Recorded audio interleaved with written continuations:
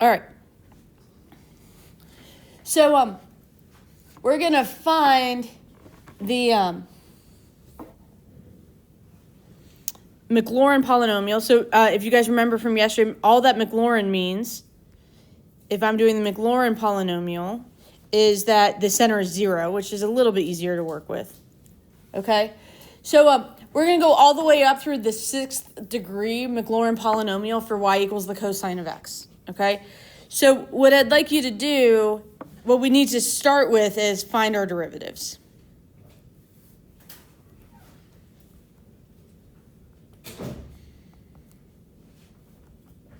So f prime of x is negative sine x. My second derivative is negative cosine x. My third derivative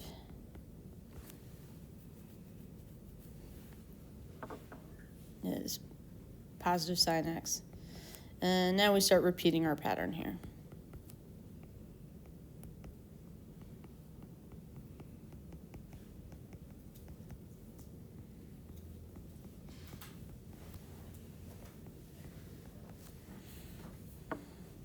So after we find our derivatives, we're going to say, well, what's happening at my center? What can I say about each of these functions at my center, which, if it's Maclaurin, is automatically x equals 0. Okay? Again, Maclaurin just means that the center is 0. All right, you guys, what is the value of cosine of x at x equals 0? 1. And then sine x? 0. Negative cosine x would then become negative 1. All the sines are going to be 0. The cosines are going to be 1 or negative 1, depending on what we got. Is everybody good? All right, so what we're going to do here, so P0 of x is just 1, right? That's my constant. That's the value of the function at x at my center, okay? All right, now, later.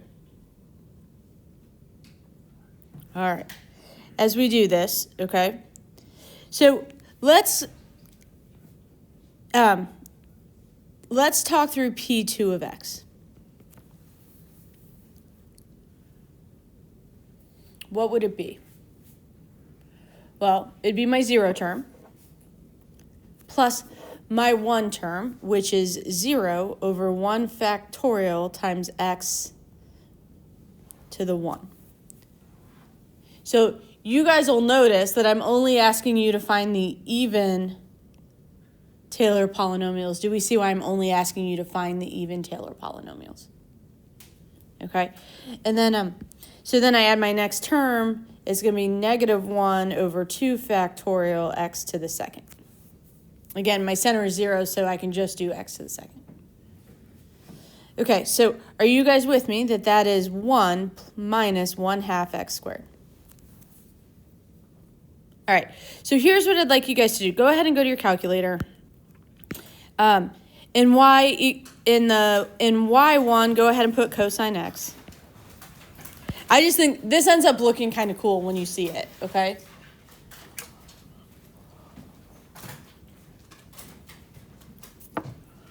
All right, and in y2, let's go ahead and do 1 minus 1/2 x squared.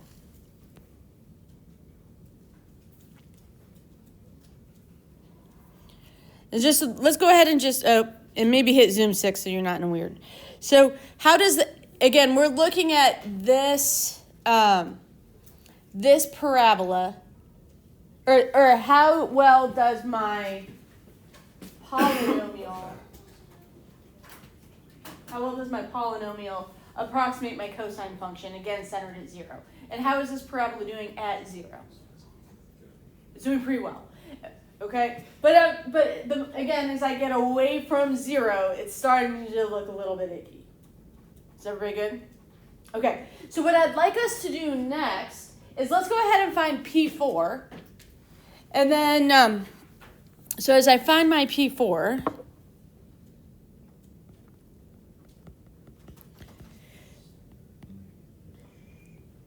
Are you guys with me that P4 is what we had for P2 plus the third degree and the fourth degree term? So as I do that here, well, the third degree is going to be trivial because it's 0. And then plus 1 over 4 factorial x to the fourth.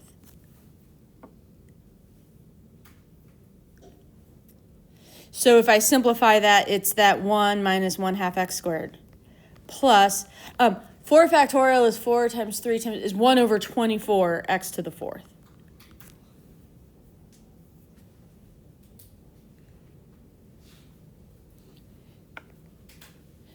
So what I'm going to do is let's go ahead and put that one in for y3.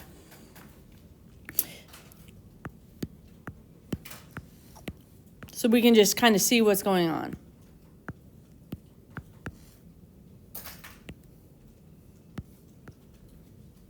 Everybody seeing it? Okay. Let me hit graph.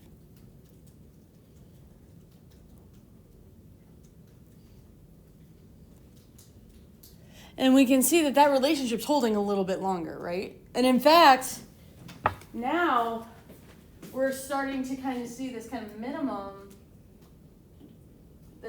Well, it's not on this minimum, it's getting close to it. Is everybody good? And like knowing what we know what we've known this year about like third degree, fourth degree, like a fourth degree function having 1, 2, 3 maxes and mins kind of makes sense, right? Is everybody good? So we're saying, so when we add our P6, when we add that term, now it's gonna flip back down again. Are you guys with me? And wait till you see it. Watching these happen in time makes me really, really happy. Okay, hold on. So P6 of x is going to be what we just had.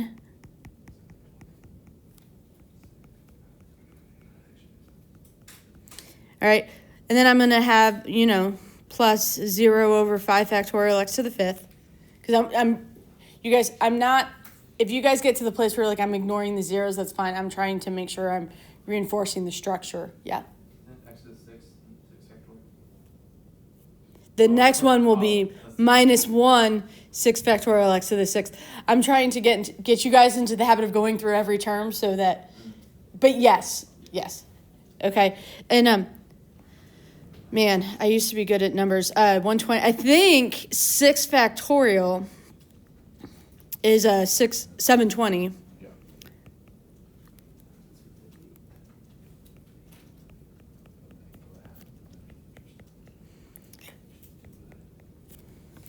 And I'm going to start getting a little bit lazy here. So when I go to y equals, you know what I want to do? I don't want to retype all of that, and I don't have to. I can say, hey, for that next one, if I hit alpha trace, I can say, take whatever I had in y3. Oh. Yeah. And then add my next term, because I'm a little lazy. And add that minus 720x to the sixth. And we're starting to see that a little, like it's following that shape better and better and better. How are we feeling, okay? And if I asked you guys now, what if I asked you to come up with like P for some other value of n? Are we recognizing a pattern in our sequence? What's the generalized pattern of what's going on here?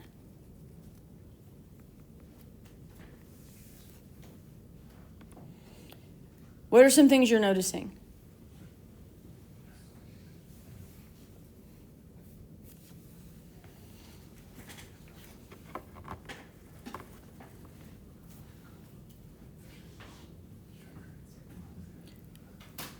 When you guys look at this,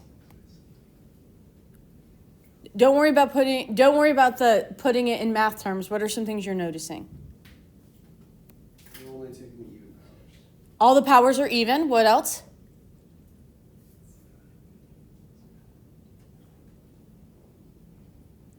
It's alternating.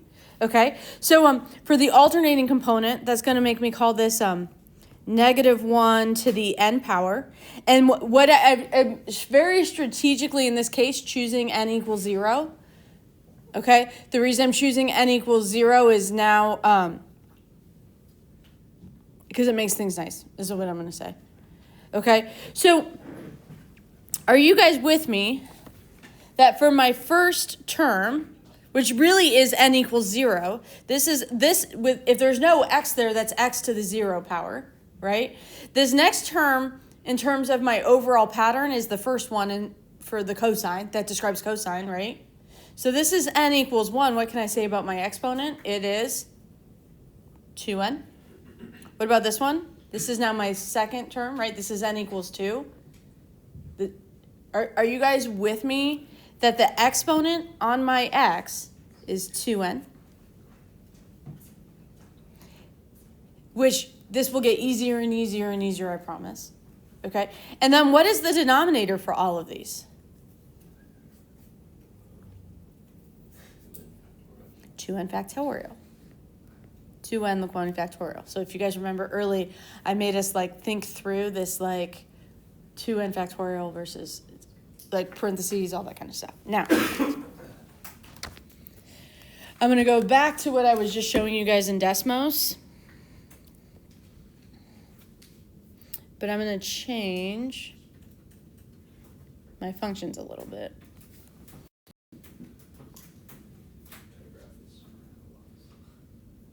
I just think it looks cool. All right. So my original function is cosine of x. Okay. And my series we have now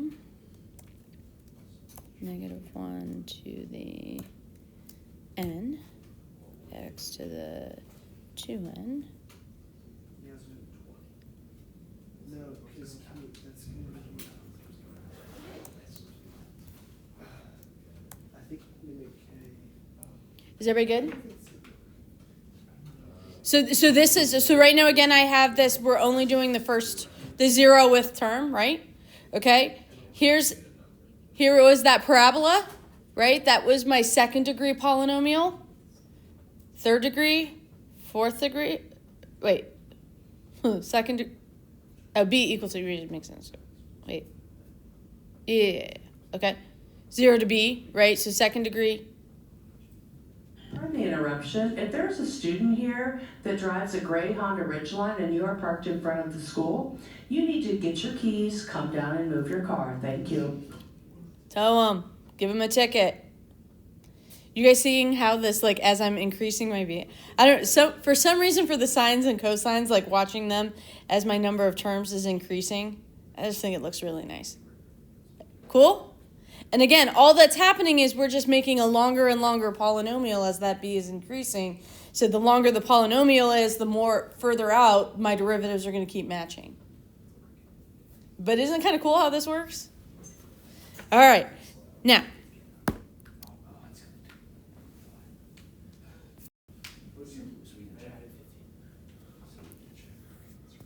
all right. I think what I'd like to do is have you guys do this one on your own. I just want to see where you're at, okay?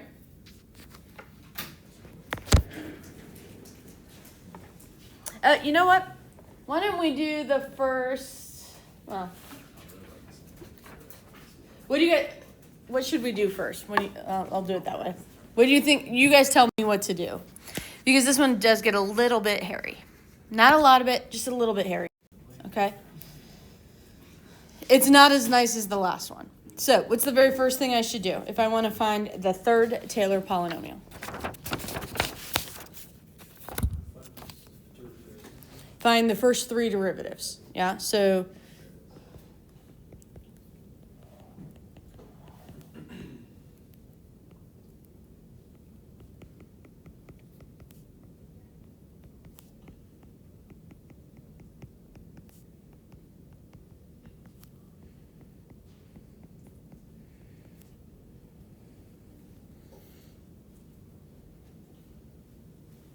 oh my gosh.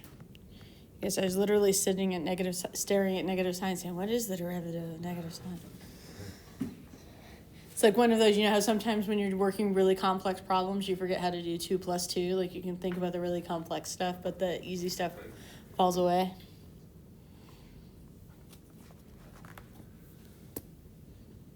Everybody feeling good? All right, I have all my derivatives. What's next?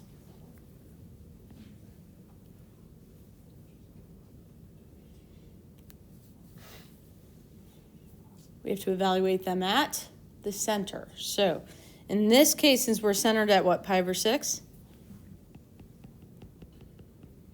What is the value of sine at pi over 6? Cosine is? Then the next one's become easy.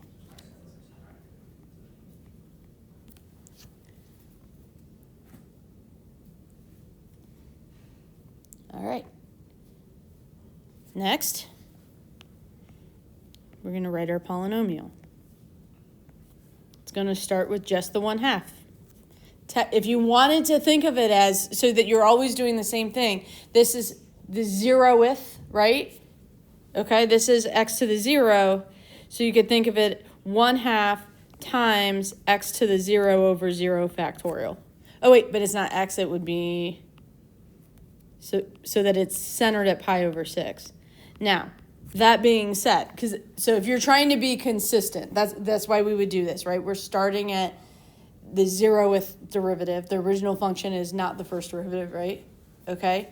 That being said, this whole thing is 1, so it doesn't really matter, okay? But you can think of it that way if it helps you kind of, if you're one of those people that wants to follow the same procedure for every term, okay? That's why I'm pointing this out, okay? I'm going to erase it, though, because I don't like it there. All right, plus root 3 over 2, technically times 1 factorial x minus pi over 6 to the 1.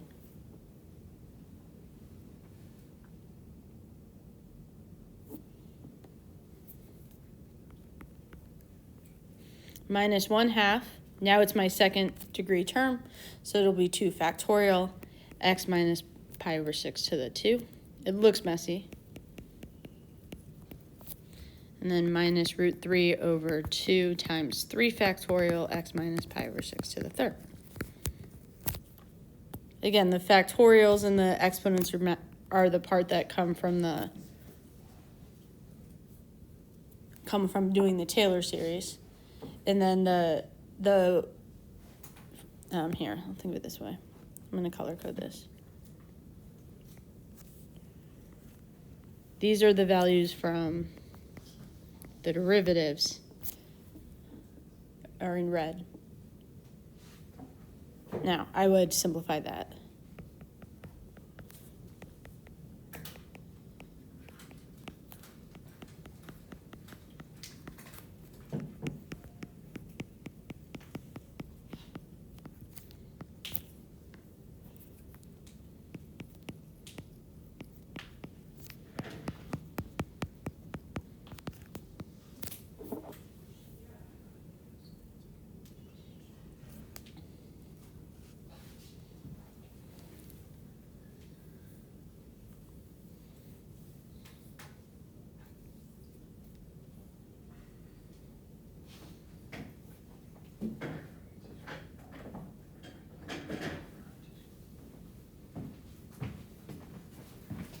Am I out again?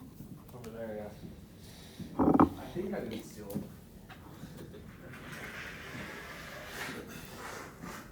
How do I get kids? I'll pause this. Sorry, Cooper. I forgot to hit record at the beginning.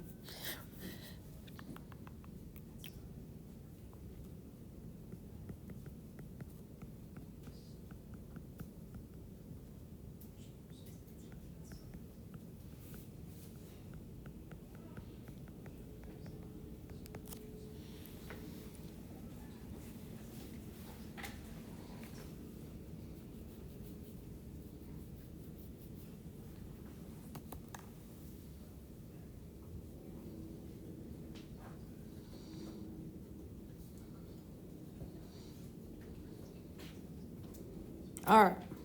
Now,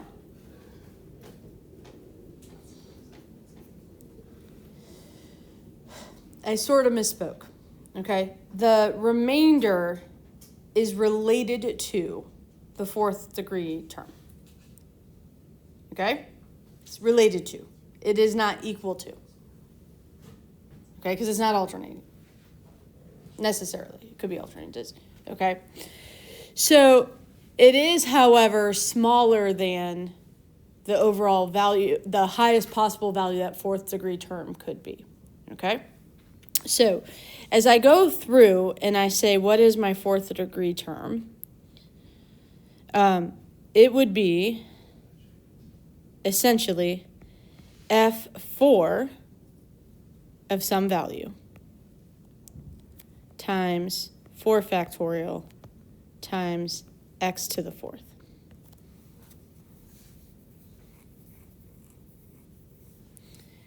All right. Now, f to the fourth of z is really, and hold on, not f to the fourth.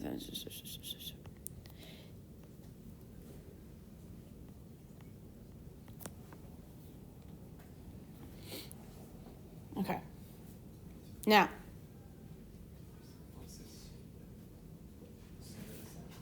let's go through and fill in everything we know here, okay?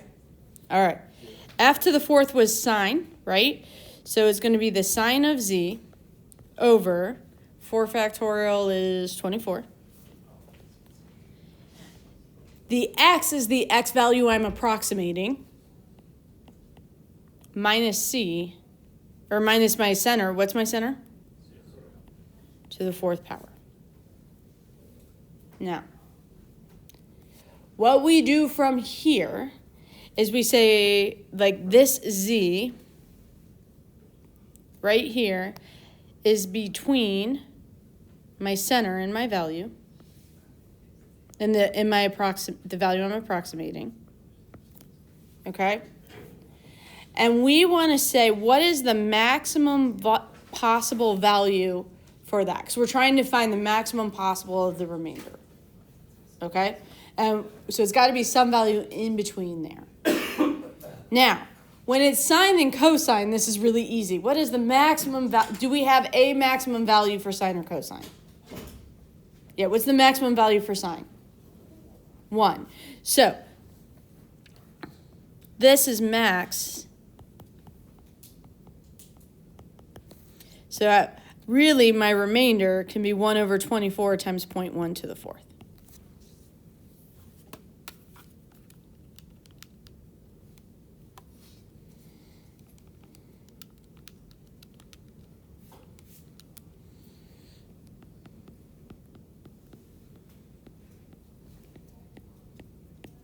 But can you get that sine of z term to be 1 if z has to be less than 0.1? No, but the max value of it would be at 0.1. So now you're trying to use the value you're trying to estimate with the value. Does that make sense? Okay. So any maximum would do. What you're going to do, the way this shows itself in your homework is a different function, but it's an always increasing or always decreasing function. I can't remember what the function is. So one of the endpoints is that maximum value, but it's like you're doing 0.2 to the fifth or something. Like, it's easy to do. Whereas this one, you're right, it is one of the endpoints, but the fact of the matter is it's the endpoint that we're trying to approximate in the first place. All right. So let's put it this way: sine of 0 is 0. Yeah. Right? So it's not not here. And sine of 0.1, the whole idea is we're approximating sine of 0.1. So we're not going to use that. We're just going to say, well, we know at least it's smaller than 1. Okay. So we're just That's the reasoning process. And I don't know why I did this, you guys. There's a whole lot of zeros. Yeah. All right. that ain't right. There's 5 zeros. Well, because right? Okay, so here's what I know. I could take this value plus or minus this value right? And I know that the sine of 0.1 is somewhere in between those. So when I'm doing that, of course I didn't do these on the same calculator.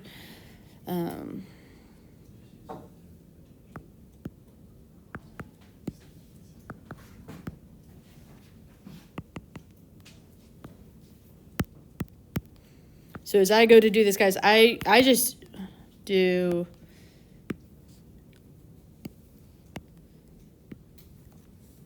I just use the copy and paste to kind of get to those.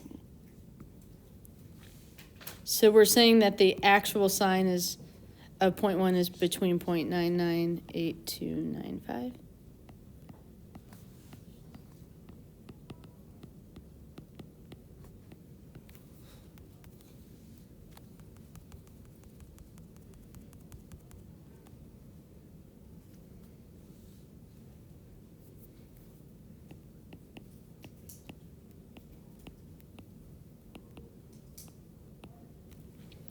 And I just, because I like to do it, to see.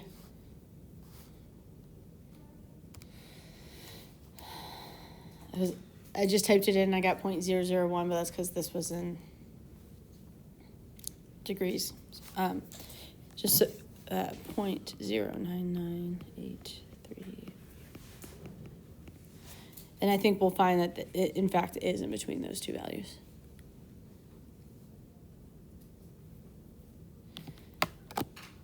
Everybody okay? And this is, in fact, you guys doing this approximation, though out to a lot more terms because your calculator is fast. When you type in sine of like not good stuff, that's what your calculator is doing. I actually think it might be what the calculator is also doing for like radicals that are not good radicals.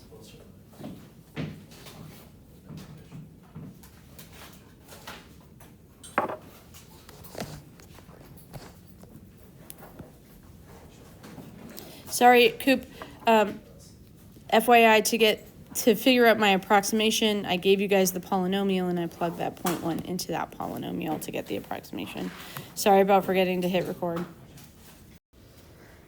So the power series models other functions. And so the idea being that polynomials in general, because we have the power rules for derivatives and integrals, polynomials are much more pleasant to work with in certain times than, say, the sine of x or whatever, those what we call those transcendental functions, okay? So this power series takes another function and rewrites it as a polynomial of some kind. That's the goal of every power series. And so you have your center, you have your power is your term of your sequence, okay? And again, the coefficient of any given term is a different sequence, okay? All right. So what happens is so I have this series that models other functions, which I'm going to call f for now, okay? But what happens is sometimes a power series only models right at the center. Like it doesn't model for the entire function. It only models for some of the function, a certain window of that function. Do you guys get what I'm saying there? Okay, so it could be that if this is my, well, I'll do it in purple. This is my function. My power series might only model this portion of the function, no matter how many terms I have. It's possible, okay? So the series that we were doing in the past couple of days, those Taylor and Maclaurin series, as we added terms, the function got closer and closer and the polynomial got closer and closer to the actual function. That's not true for every power series, okay? So typically when we find a power series for a function, we talk about the center and radius of conversion. And when we talk about that radius of conversion in the center, we're trying to think of radius of convergence, not conversion, man. We're trying to come up with what is the window of my power series, that polynomial that's modeling my function. What is the window of as I'm looking at this one, this function maybe models good from here to here. So this would be my center, and then this distance is my radius of convergence. It's because it only models for like one window. That's what that center and radius of convergence tell us, is where does my polynomial function actually model the other function that we're trying to model. Okay? So, essentially, what we're going to do is to find the radiance of conversion, we're going to use the ratio test. So just a reminder, the ratio test said the limit as n goes to infinity of a sub n plus 1 over a sub n converges when that is less than 1. Right? That's what the ratio test told us. Okay? And all of this is creating this series n with respect to n. Not with respect to x.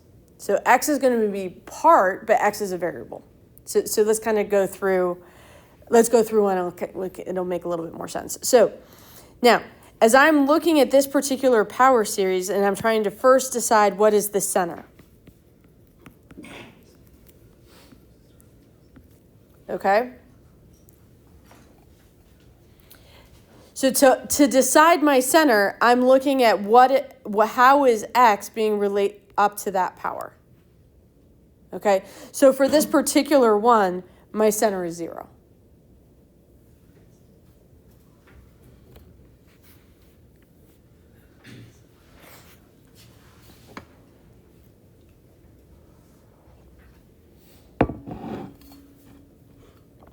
All right, if I want to find my radius of convergence, the radius of convergence, the center and the radius of convergence are describing values for x. They are not describing values for n, okay?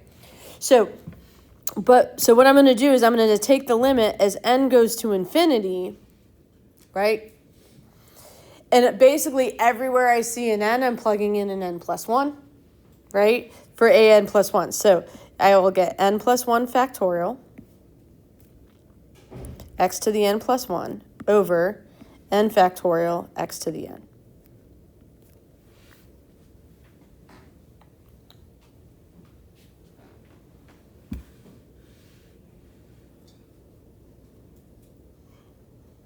That pretty good? Now, let's keep going with this limit.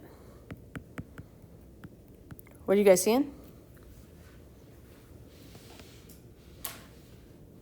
How does this simplify? You have just n plus 1 at the top. N plus 1 times X. Okay, what is that limit as x goes to infinity? Or as n goes to infinity. So if I'm taking the limit as n goes to infinity, x is just a constant. Is everybody with me on that? Okay. What is that limit? Infinity. Okay. Now, the ratio test says that when this limit is less than 1, it converges. Is this limit ever going to be less than 1? So, the radius of convergence for this test is 0. It only converges at the center. For this series, sorry, not this test. For this series, this only converges at the center. So as n increases, this function gets crazy.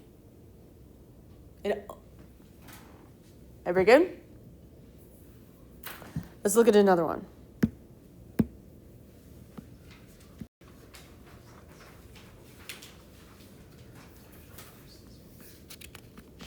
What's the center?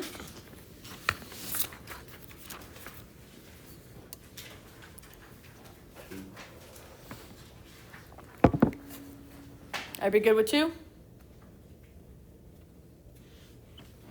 To find my radius of convergence.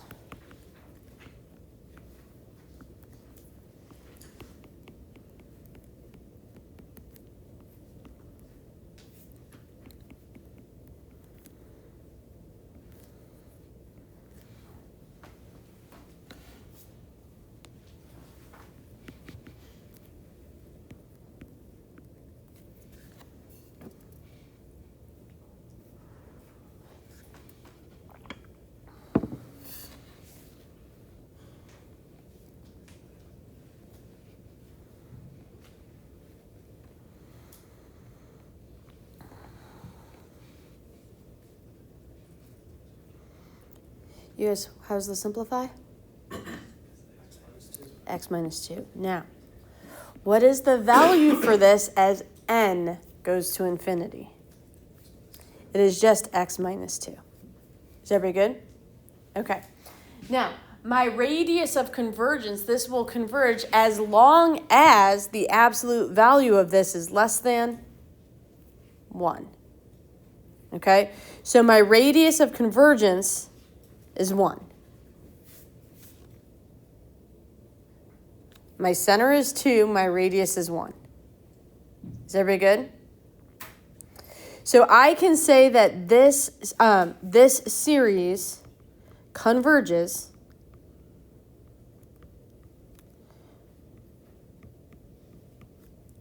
on the interval 1 to 3. Is everybody okay? Does it have to be less than or less than or equal to? Great question. You notice I did not decide, are we including the endpoints yet? Is everybody okay with that? Again, what are these describing? Values for x. Is everybody okay? So real quick, let's do this. That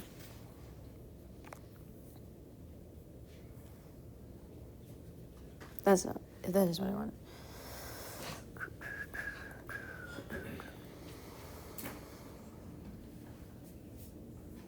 I want to make this wider. Can I make this wider easily?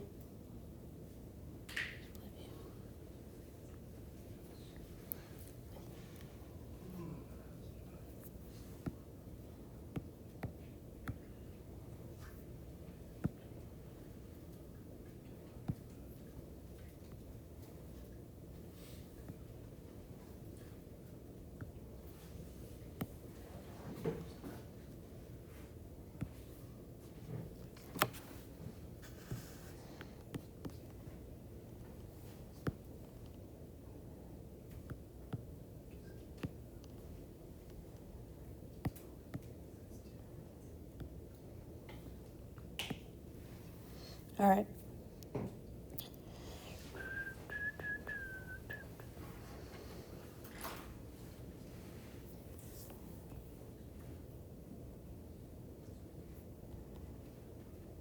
All right, so here's what I got, hopefully.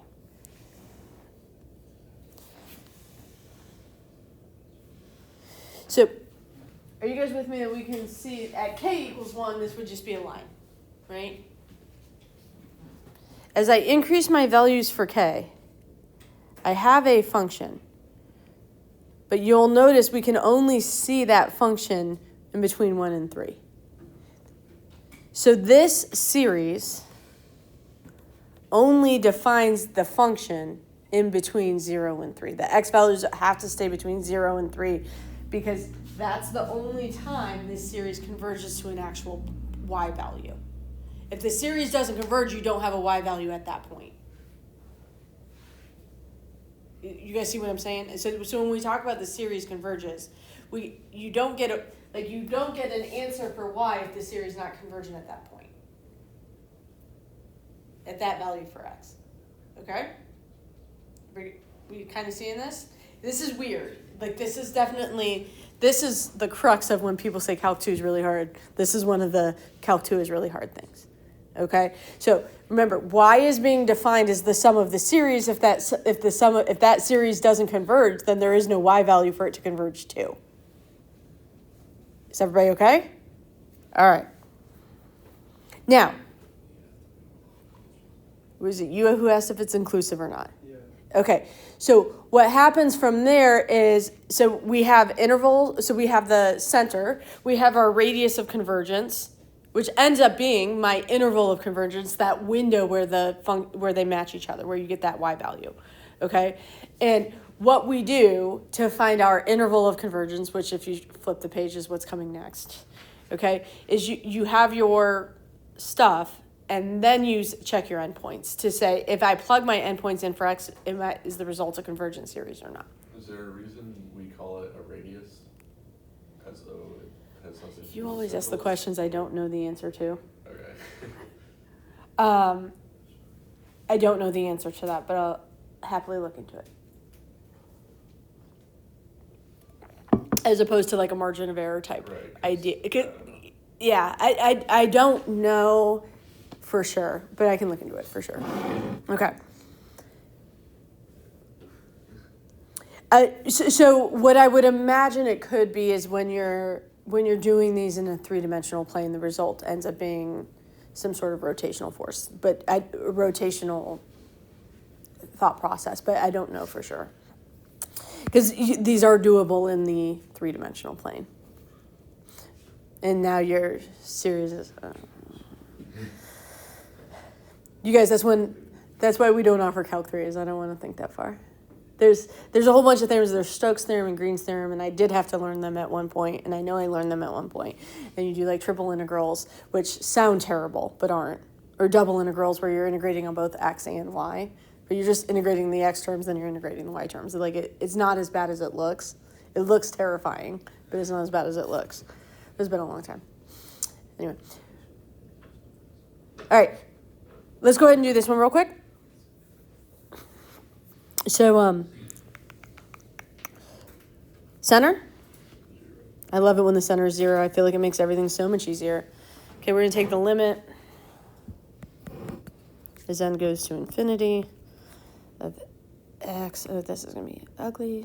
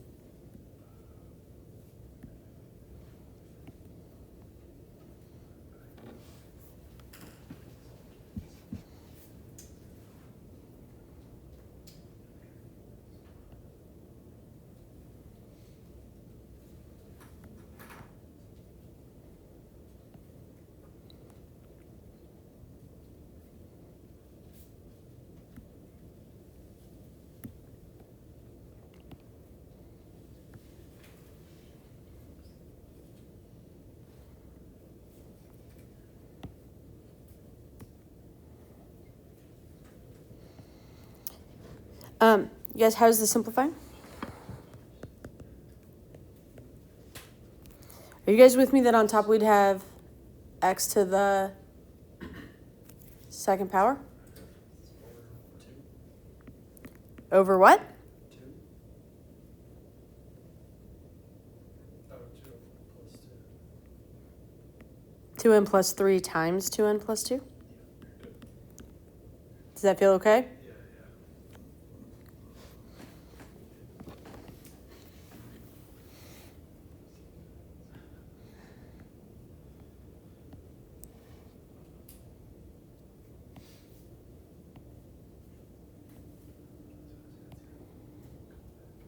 There we go. All right. And what is that limit, y'all? 0, right? Because something over infinity still, right? What do we know about 0? Since we're doing the ratio test. In the ratio test, we're looking to see if that limit is greater than or less than a 1, right? Ooh. So what is my radius here? Infinity. And as I'm looking at my, so it was taking a while because I was typing that into Desmos. What are we noticing about this function? No matter how much I zoom out and out and out and out and out and out, it's always defined. right? There's always something there. Cool? Are we good? So, so if I had to say this, I would say this polynomial exists. It converges from negative infinity to infinity. This one was from 1 to 3, and we haven't talked about the endpoints yet. Okay? And again, all this is saying is if the series converges on an interval for large values of n, we always will have an interval as n goes to infinity, right? Well, we always get an answer from our series. It has to converge. Are we good? Okay. So, as I'm looking at this, I have to, from here, when we do this interval of conversion, or interval of convergence, okay, does it converge at the points x equals 1 and x equals 3? That has to be I don't know. So what we do, what we have to do, like we know it converges when, for the values of x that are less than 1, those are where it's equal to 1, essentially, right? And the ratio test does not say that equals to 1 is divergent. It says it's inconclusive. So for those, you have to test just the boundaries, the endpoints of your interval to decide are they convergent. So as I'm looking at this one, what I would do is I would go in and I would say, well, let's look at the series when x is equal to 1. And let's look at the series when x is equal to 3.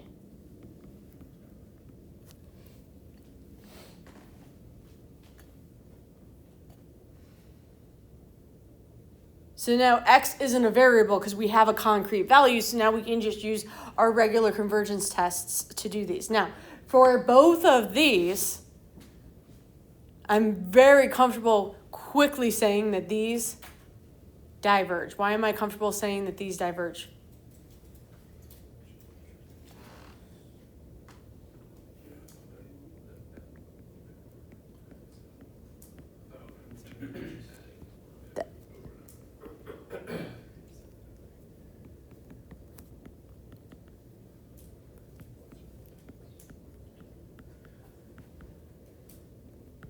Diverges by the nth term test.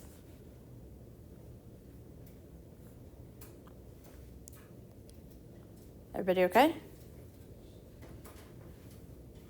So my interval for this one, my interval of convergence is from 1 to 3 because this, at both of those endpoints, when x is equal to those values, the series, the overall, the series is a divergent series.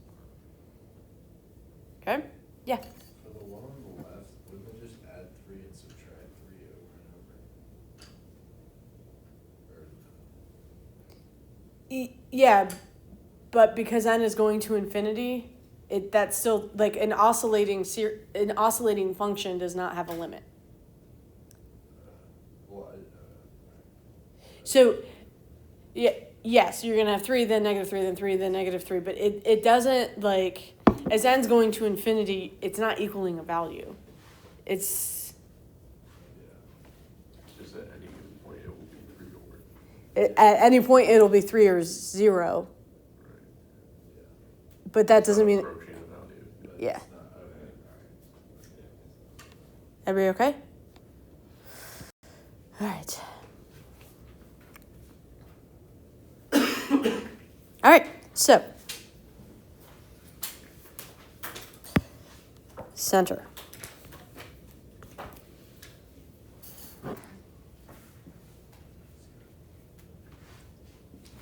I feel like you guys are going to be pretty good at picking up the centers really fast, right? Okay. Next, let's find that radius by doing that ratio test.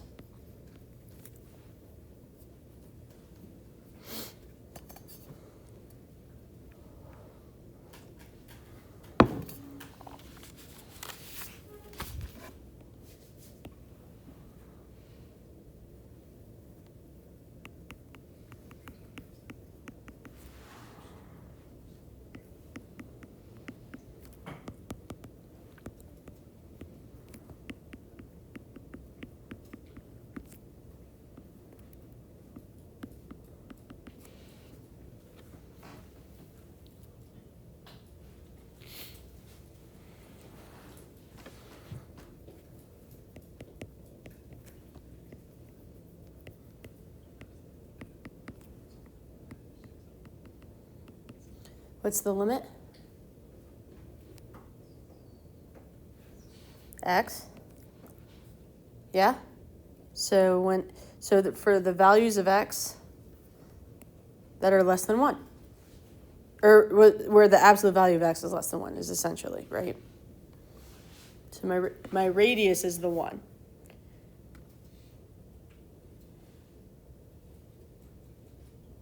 Everybody okay? All right, so now we have -1. We have x equals -1. I think just X. What else would it be? I don't know. Like, why are we just getting rid of that? Because you're taking the limit as n goes to You infinity. You L'Hopital's it. Yeah, you could L'Hopital it if you wanted to think of it that way.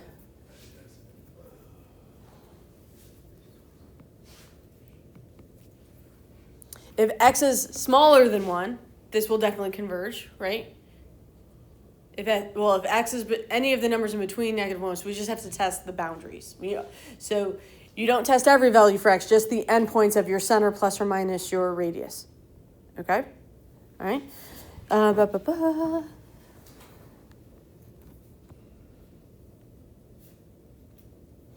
So I'm going to take my series. I'm going to plug -1 in for x.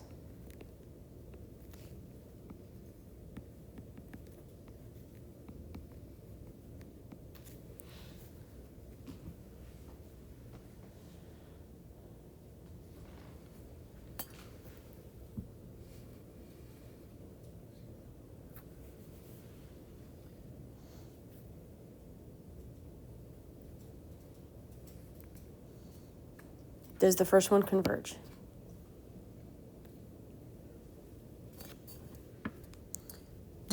Talk about either of them.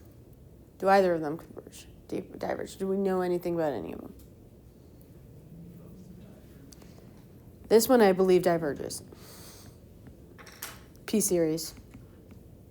Right? P equals 1. Because this is really just a 1 over and 1, right? Okay, P equals 1, which is less than or equal to 1, so diverges. Okay.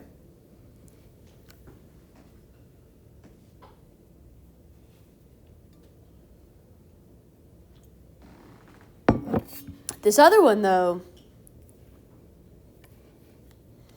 what can we say to the limit as n approaches infinity of 1 over n? That's 0. And can we say that 1 over n plus 1 is less than 1 over n? And there's one other thing this has. This one is alternating. So this converges by the alternating series test.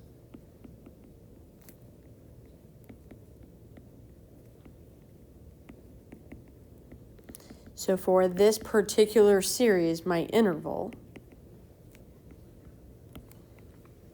is -1 to +1, including the -1, not including the +1.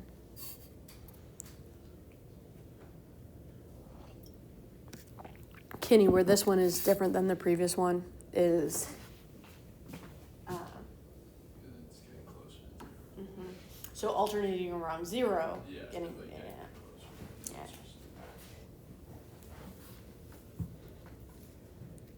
This one stops jumping as much. Yeah. How we feeling? Okay. All right.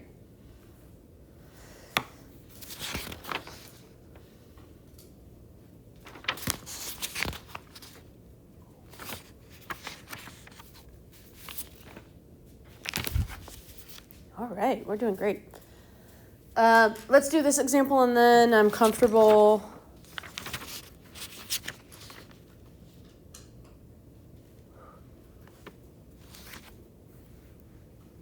calling it a day.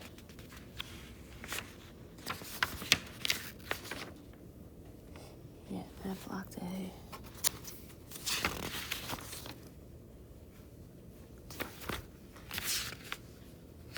Yeah, we'll be fine between the blocks next week.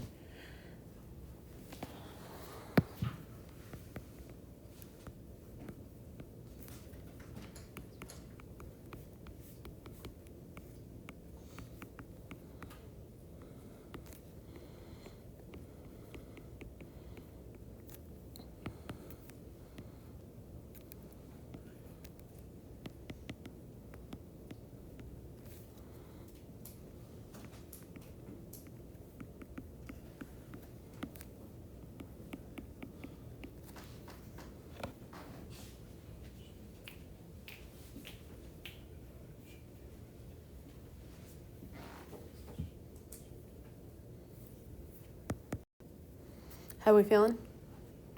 So what's the limit going to be? It's just going to be the x minus 2, yeah? So if the absolute value of x minus 2 is less than 1, so in this case I would again say my radius is equal to 1, my center is equal to 2. And so next I'm going to check so that would make my endpoints x equals 1 and x equals 3. In some respects, y'all, if you wanted to think about it as my interval is the solution to that inequality, which is that inequality, like if we split up that absolute value inequality and solve,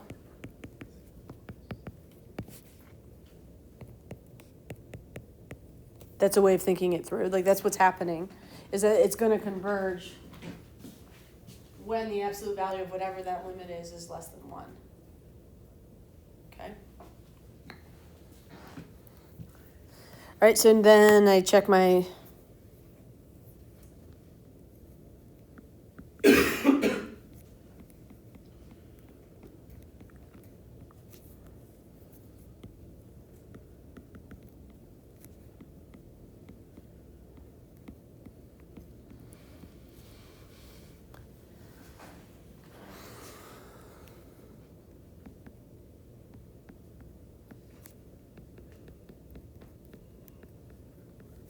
right. So what are you guys thinking? Convergent, divergent? X equals 3 converges.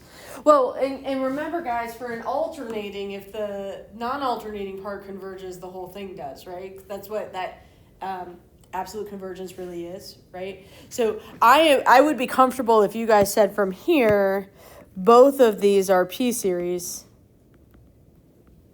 with p equaling 2, which is greater than 1, so they are convergent. And so my interval of convergence would be 1 to 3 inclusive on both ends.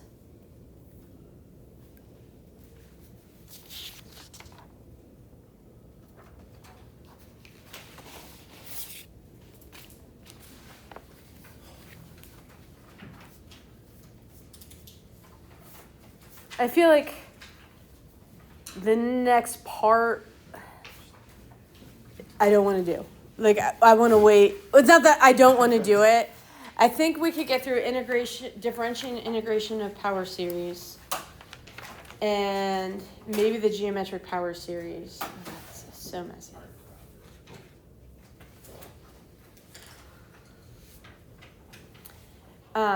Maybe that. Have that through.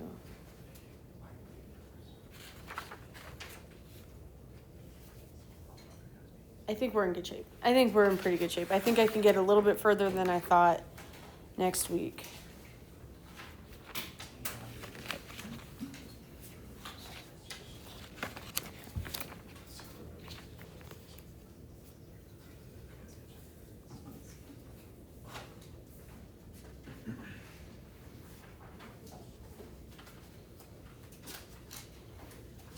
We're in good shape.